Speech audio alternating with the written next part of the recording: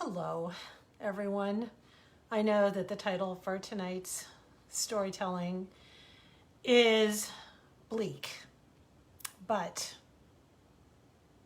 given the tone of everything that's been going on in the world for the last 4 months, listening to my own teenage and college kids talk about how they're feeling, and reading so many warning stories in the news about how COVID-19 and everything that's happening politically right now and socially is preying on people's minds, weighing on people's minds and their hearts. Tonight's an important night, so we're going to tell the story, the true story of Sarah Michelle Peterson. This story appeared in the Christian Science Monitor, and at the end of the story I'm going to read a fable that I've read before, but I think that it's appropriate rather than reading another story that would in any way take away from Sarah's story. I wanted to find something that would be a companion to it. So this was from January 27th, 2014, and the title is A Mother Writes a Note to Her Son as He Mourns the Death of a Friend from Suicide. Editor's note.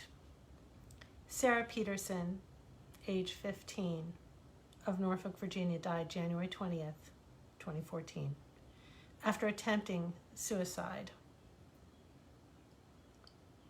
Monitor blogger Lisa Suhay is a neighbor of Sarah's family, and her 14-year-old son, Avery, was a friend of Sarah's. Local media, guided by ethical concerns, does not report the specifics of suicides of minors. But the Virginian Pilot published Sarah's obituary. Mrs. Suhay, concerned about her son's reaction to the suicide, wrote this letter to Avery, spoke directly to the Peterson family, neighbor to neighbor, about it, and they agreed that publishing it could be a service to community awareness and healing. The Peterson family is planning to start the Sarah Michelle Peterson Foundation to help address and heal teen depression through education and research.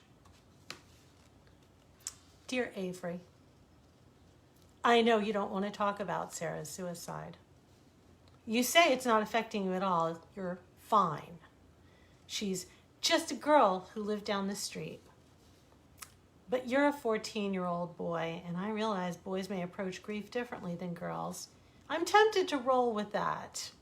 However, I'm your mom, and you're not looking me in the eye when you tell me you're fine, which has my parental radar on high alert. So it's not some girl down the street, it's Sarah, who is at our front door nearly every day all summer long asking for you.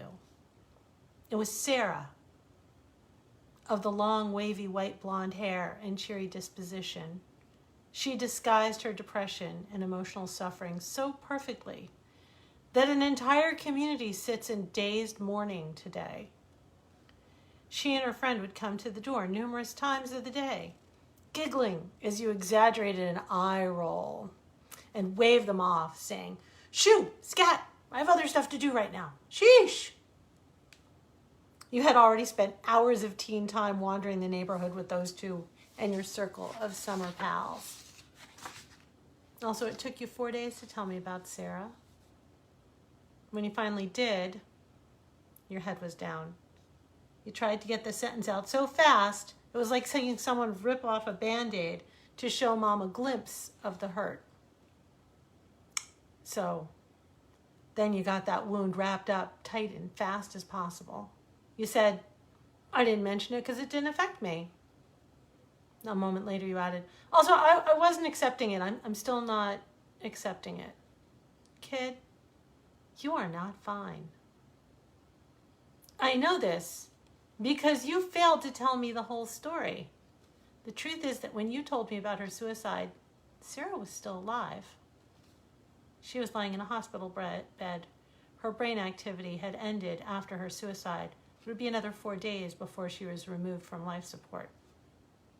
I found out through Facebook, where her parents posted notes to the community. Her parents are great parents. They didn't fail her in any way. Her dad wrote that Sarah hid her depression so well her parents only found out last month, and while they got her help immediately, she was unable to cope. While you may feel I was prying into your life, I was really trying to figure out why our entire neighborhood was tying red ribbons, Sarah's favorite color, on everything and posting the message, "Pray for Sarah," everywhere. They were praying for a miracle. Those ribbons remind me of you. Like you, you're all tied up tight, being savaged by the howling cold that set in here this past week. I let you have space and time because I knew you were trying to cope all on your own. Maybe you do that because you've never seen your father shed a tear under any circumstances. So let me tell you that your father's eyes welled up when I told him about Sarah, and he had only met her once.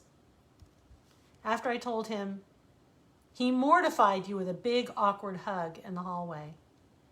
Because your head was buried in his embrace as he rocked you, you didn't see his eyes teary and filled with worry for you. That's what happens to parents when they hear that one of their child's friends has taken his or her own life in a time of deepest despair. We become terribly selfish. While we immediately feel pain for your friend's parents and family, we are stricken with immeasurable terror at the thought of losing you. I know you wish I'd shut up. I heard you loud and clear each and every time you said, "Why is everyone making such a big deal? I'm fine. This is embarrassing. I just want it all to go away. Stop." I will stop.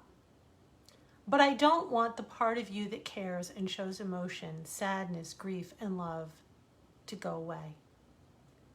That's why I'm sending you out on your bike in the cold today to follow the trail of red ribbons from our house to Sarah's house and beyond to the hundreds that flutter in the wind down her block. Then you can blame any tears you might shed on the bitter cold gusts animating the ribbons as they and you both wave goodbye to Sarah and the idea that we can avoid the pain of loss by pretending that we don't feel it.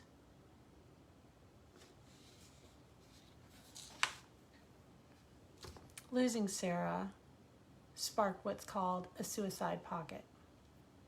It happens too often in communities where one member of the community is lost. Sarah was a beautiful, vibrant, talented, brilliant, amazing 15-year-old girl. And what happens when we lose someone is that people all around who were teetering on the edge, fluttering like one of those ribbons in the wind, lets go of the branch because they think, if she couldn't make it, I won't make it. That's why the Sarah Michelle Peterson Foundation was started. I'm going to drop the link into the comments.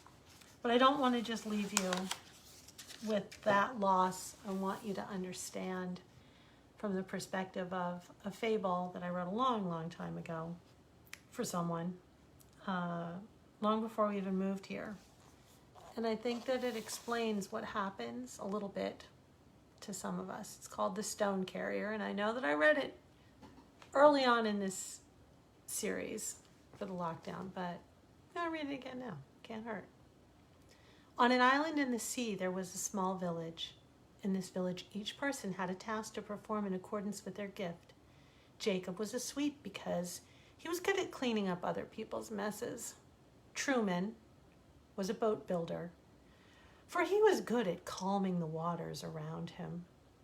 Alva's job was to be a tender of animals, for he was good at keeping everyone together and would always look out for those who strayed.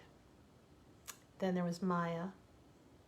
She was a stone carrier, and this is her story. When Maya was a girl, she was the most sensitive child in the whole village. All who met her were sure that she was going to grow up to be a listener, for her perception was keen.